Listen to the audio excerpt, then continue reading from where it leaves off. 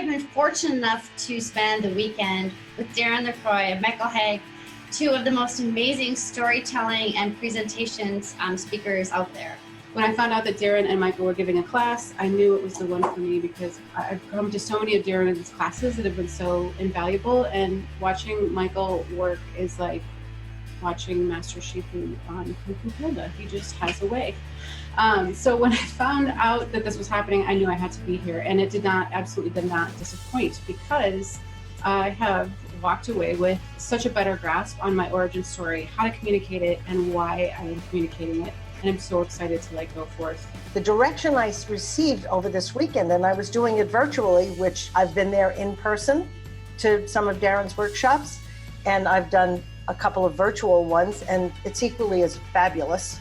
As a result, I have way more confidence about my stories and how I'm going to put it out there. I know that my stories will hit a home run now.